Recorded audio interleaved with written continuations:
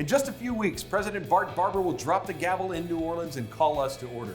On this week's edition of The Road to New Orleans, presented by New Orleans Baptist Theological Seminary, Spence Shelton, the chairman of the Committee on Order of Business, joins me to talk about this year's annual meeting schedule.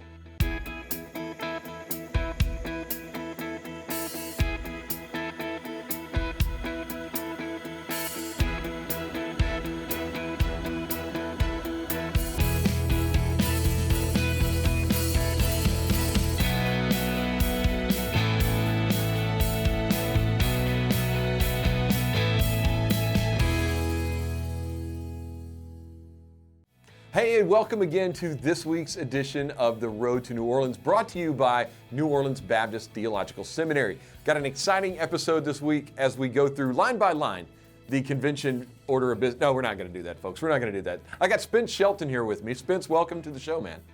Man, thanks so much for having me, man. Looking forward to it. Thanks, man. It's good to have you on here. And you are the Committee on Order of Business chairman this year. And I'm holding in my hands, like brand new, hot off the press, the convention schedule. So we're recording this the day we're releasing it, actually. So like literally hot off the press here. I just got it. So thanks for being on, man.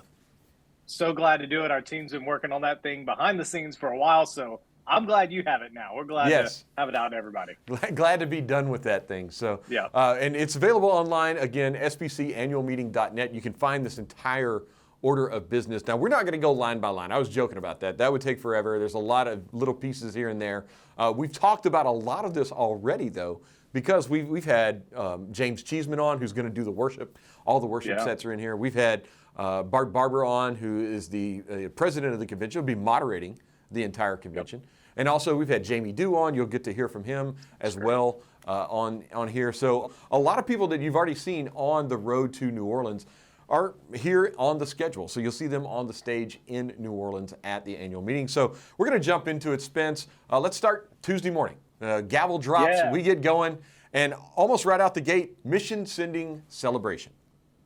Man, I think, we are so excited about Tuesday morning because what we wanted to do is hopefully put our best foot forward first. Yep. And for Southern Baptists, we do our best. We are at our best when we are sending, right? When we are sending people out to the nations to share the gospel, that's us at our best. So we said, what better way, what better tone to set for our 2 days together than what we're about down at the heart. We are about sending people to the nations to reach the lost.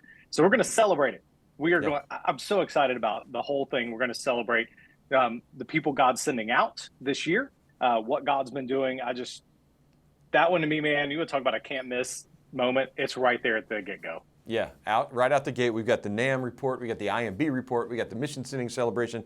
And really that leads us to kind of the big piece, another big piece on Tuesday morning. And that's the president's address. So Bart Barber will give his president's address right before we go to lunch. So the only thing between 12,000 Southern Baptists and lunch will be Bart Barber on Tuesday morning. Man, thank the Lord for how he orchestrated everything he did to have Bart as our president. Because I think nobody represents Southern Baptists uniquely and maybe across as many lines as Bart does. Or agriculturally. Or agriculturally. Oh my goodness. It's going to be right before lunch. I hope he doesn't bring one of his cows on stage with him. That'd probably be a little dangerous move right there. But I haven't thought about that. Now I'm worried. Super excited. So, yeah. But one thing to note this year, you will, if you look at the schedule, you'll note the little bit longer lunch times because the convention hotel and some of the events that are at lunch are off-site because we just don't have the space that we typically have in a convention center for those type of events. So we do have a little bit earlier scheduled break. I say scheduled because, Bart is preaching and he does like to go long. So we'll see about that. But a little bit longer break on Tuesday for lunch. Then we pick up in Tuesday afternoon. And as we've seen in years past, we have the election of president. Right now, Bart's the only candidate that has been announced as we're recording this. But in Tuesday afternoon, also the first part of the Committee on Resolutions report. Yeah, man. And like you said, my hope is we'll give people a little bit longer time for travel and everything like that. And our job, we've been joking on the committee that our business is your business, right? Yeah. So what we're trying to do is make sure everybody stays on time. So we're giving you extra time for lunch. Get back in the room on time for the afternoon, because that's when we start really getting into some of the voting and really laying out, man, some of the things that we're going to say we're about as a convention over the coming year. That's all going to start that afternoon, and we should all be together for that. That just Yes. makes sense that we're able to speak and talk and interact. The decisions are made by those who show up. So Absolutely. that's when you need to start showing up. Somebody's been listening to the podcast there. So appreciate that. And so another piece, you don't see it kind of lined out in the schedule, but I'm going to tell folks that are watching, miscellaneous business, 3:20 on Tuesday afternoon. That is for any appeals that will be made to the Credentials Committee about churches that have been disfellowshipped.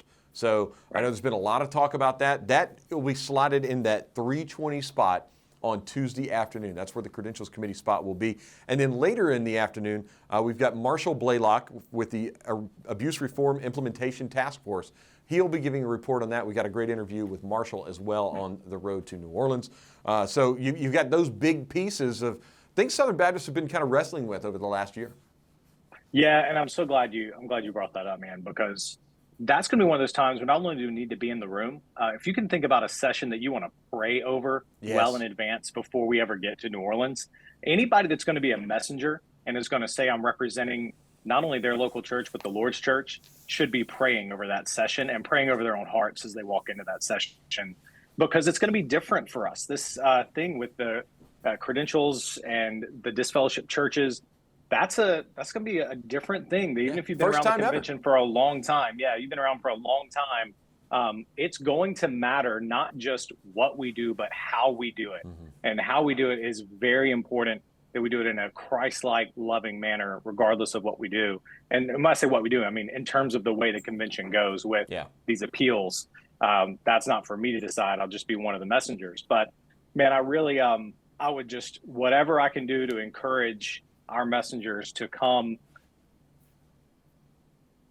prayerful and with the spirit of unity and love that represents Christ, not only in what they decide and the way that they vote, but how they vote, the spirit in which they vote. It's going to matter a whole lot. Yes, absolutely. And I think covering the entire 2 days in prayer is something all Southern Baptists should be doing as we prepare for the annual meeting. But at the same time, that Tuesday afternoon is a really, really, really pivotal moment in the life of our convention. All right, so we get done around 5:30, 6 o'clock that night, probably more like that. You got dinner, you got no Tuesday night session, so free to find some of New Orleans' finest cuisine, which there's a lot of fine cuisine. You can go back and see the episode with Jay Adkins to learn more about that. But that brings us to Wednesday morning. Get started bright and early at 8 o'clock on Wednesday morning. Got a few reports from some of our entities. And then at 9:05, your friend and mine, Spence, Todd Unzicker, the state executive director of North Carolina Baptists, he's going to deliver this year's convention sermon. Yeah, the COB's really excited. We had the chance, of course, last year to recommend him to the convention, and are really excited for that. You know, Todd's in North Carolina. Originally, this year was scheduled to be in Charlotte, North Carolina, and now is going to be in New Orleans. But Todd represents so much of, when we talk about going back to Tuesday morning, the best of what the Southern Baptists are about, being sending. Well, that's Todd's background, both with international missions and then sending from the role that he was in the local church to now where he's helping a bunch of churches do that.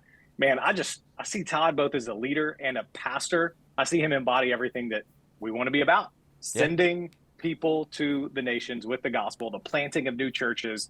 And I'm telling you, man, if we can get our hearts and minds around that and get back focused on that, we will be at our best. And I think Todd will encourage us that direction, which is why I'm so excited to have him up there. Yes, and I totally agree with you on that. Todd is kind of one of those unicorns in Southern Baptist life, and I mean that in a good way. He spent time as an international missionary.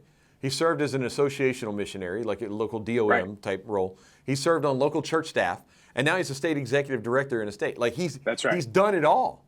And he helped out, J.D. Greer whenever he was the president of the SBC. He spent some time dealing with national issues with J.D. So, Todd has seen Southern Baptists at every level, every step, both domestic and foreign. And it's pretty exciting to have him giving our convention sermon this year, just drawing from that wealth of experience. That's right. The way I like to think about Todd is he speaks, you know how some languages have a bunch of different dialects? Mm-hmm. Todd speaks every SBC dialect that there is, and he speaks it fluently, and I think will be a unifying voice for us because of that. Yes, absolutely. That's a great way to put that. I really like that. And then later in the morning, we have the Committee on Resolutions report part 2. So there's 2 parts of the resolutions. Got one on Tuesday afternoon, one on Wednesday morning. And then basically done around 11:30 again on Wednesday in seminary lunches. So do you usually go to seminary lunch? What seminary do you go to, Spence? Yeah, so I'm a Southeastern. That's right. I'm a Southeastern graduate. That's right, man. I had the joy to work with my church while getting my education over at Southeastern. So I'll be at the seminary lunch. I hope everybody else will go to theirs as well, because again, that's another one of those. We partner together to train pastors, right? The chance to celebrate what God's done over the past year together. It's awesome. And I hope people will take the time to do that. Absolutely. So you get your seminary lunches on Wednesday afternoon. Get started Wednesday afternoon at 2:30 in the afternoon. We get cranked up for that final session. Speaking of seminaries, joint seminary reports are in that second session on Wednesday as well. So we'll get to hear from our newest seminary president over at Southwestern, David Dockery, and the other 5 as well. Yeah, man, brand new. That's going to be pretty fun. I mean, it's just one of those moments where we get to not only hear from David, but this whole group. I mean, y'all, I say y'all. Let me say it this way. It is I can't imagine how difficult a task it is to lead a seminary, let alone lead a seminary in the years following a global pandemic. We've all had our trying to figure out how to adjust and everything else.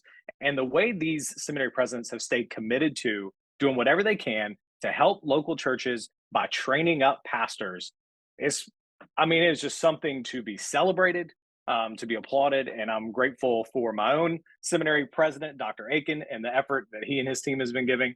And I think it's a good moment for us to hear what's been going on and what vision they have for education going forward for pastors and missionaries. Yeah, there's so much going on at the campuses of all 6 of our seminaries.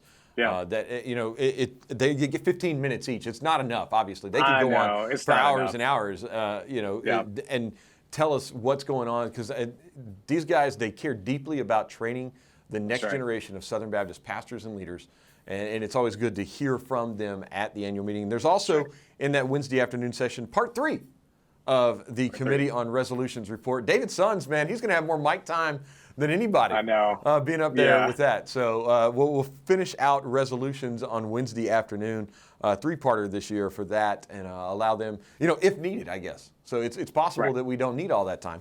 But trying to get out around 5 o'clock on Wednesday night so people that are driving in can get home. But that's kind of the schedule in a nutshell. It's obviously a lot more to that than what we just covered here. You can download the full schedule over at spcannualmeeting.net. But anything that we didn't talk about, Spence, that maybe you're excited about, maybe 1 or 2 things, or just something that you want people, we talked about what they can pray for, obviously, the entire thing, but specifically that Tuesday afternoon session. Anything you'd like to add on that? Yeah, my thing will be to double down on prayer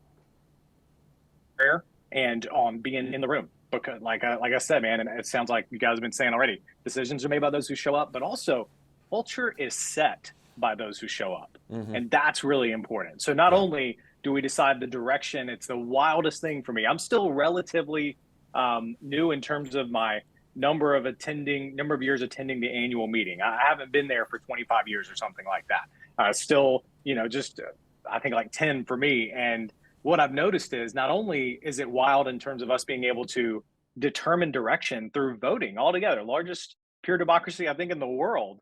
But man, what I also notice is, and I would say this to those that maybe have been around for a while, actually, let me just say it to everybody, man, younger pastors and future missionaries are all watching. They're coming to participate, but they're also watching.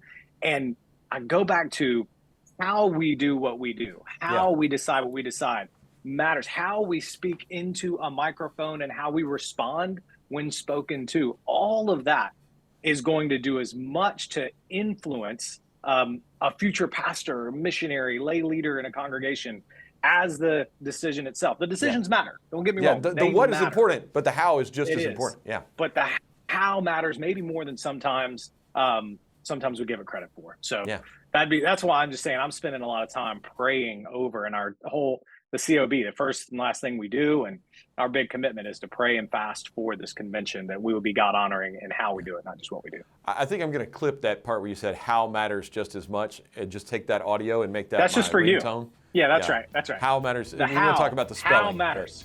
Yeah. All right. Well, Spence, thanks for joining us today, man. And we really appreciate all the work that you and the Committee on Order of Business have done this year to give us a great schedule for our time in New Orleans. We appreciate you taking the time today. It's a pleasure and an honor, man. Thank you. Thanks, Spence. And thank you for watching at home on this week's edition of The Road to New Orleans, presented by New Orleans Baptist Theological Seminary.